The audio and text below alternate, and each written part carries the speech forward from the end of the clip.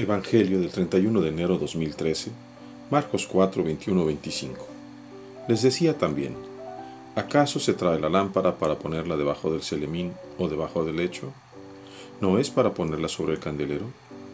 Pues nada hay oculto, sino es para que sea manifestado. Nada ha sucedido en secreto, sino para que venga a ser descubierto. Quien tenga oídos para oír, que oiga. Les decía también, atended a lo que escucháis. Con la medida con que midáis se os medirá, y aún con creces. Porque al que tiene se le dará, y al que no tiene, aún lo que tiene se le quitará. Tomo literalmente todo el trozo de la carta a los Hebreos capítulo 10, 19, 25. Hermanos, en virtud de la sangre de Jesucristo, tenemos la seguridad de poder entrar en el santuario, porque Él nos abrió un camino nuevo y viviente a través del velo, que es su propio cuerpo. Acerquémonos, pues, con sinceridad de corazón, con una fe total, limpia la conciencia de toda mancha y purificado el cuerpo por el agua saludable. Mantengámonos inconmovibles en la profesión de nuestra esperanza, porque el que nos hizo las promesas es fiel a su palabra. Estimulémonos mutuamente con el ejemplo al ejercicio de la caridad y las buenas obras. No abandonemos, como suelen hacerlo algunos, la costumbre de asistir a nuestras asambleas. Animémonos los unos a otros, tanto más, cuanto que vemos que el día del Señor se acerca. Tenemos como 3 advertencias o enseñanzas que nos da el Señor. La primera es esta, la lámpara que se enciende. Una lámpara que se enciende ha recibido la luz de una llama y brilla por sí misma a través de esa luz que tiene recibida de otro. Nosotros, queridos hermanos, en la medida que aprendemos, que escuchamos las palabras del Señor, somos encendidos por la luz del Espíritu Santo.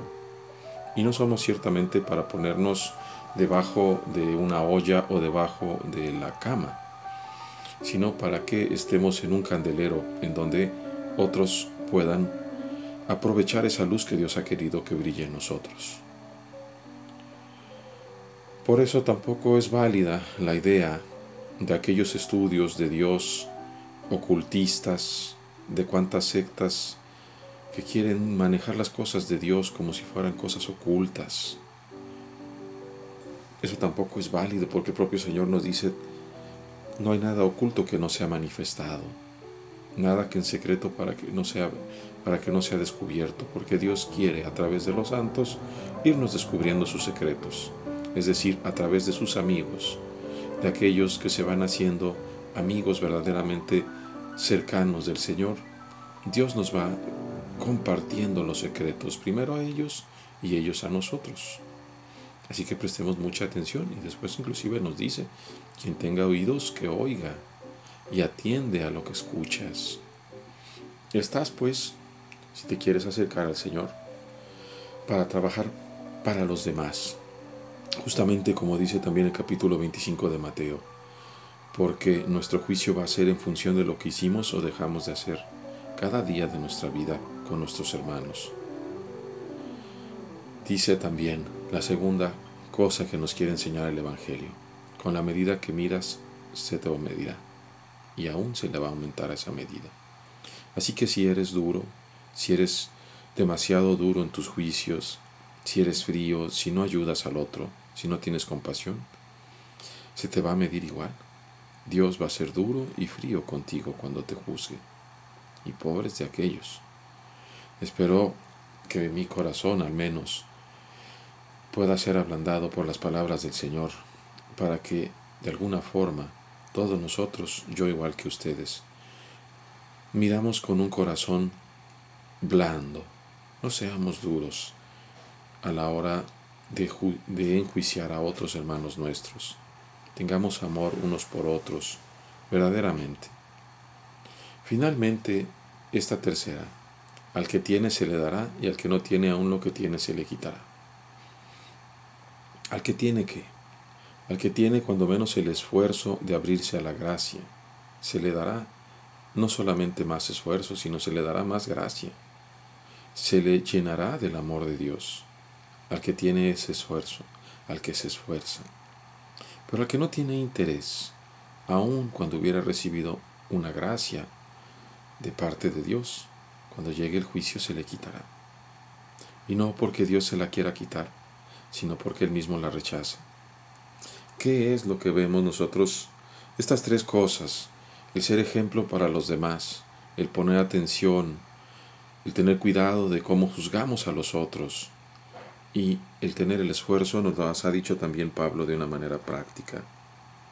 Dice que en virtud de la sangre de Jesucristo tenemos la seguridad de entrar en el cielo. No son por nuestros actos ciertamente, sino por la redención de nuestro Salvador, que en su sangre y con sus llagas nos ha curado. También dice que nos acerquemos con sinceridad de corazón. Esto que decimos aquí al final: el que no tiene se le quitará. Con sinceridad de corazón, porque Dios conoce nuestros corazones. Es más íntimo a nosotros que nosotros mismos. No podemos engañar. Le podemos engañar al sacerdote, sí, al obispo, a lo mejor hasta al papa, pero a Dios no. A Dios tenemos que llegar con un corazón sencillo, sin doblez, con fe. Limpia la conciencia de toda mancha. ¿Cómo vamos a limpiar nuestra conciencia?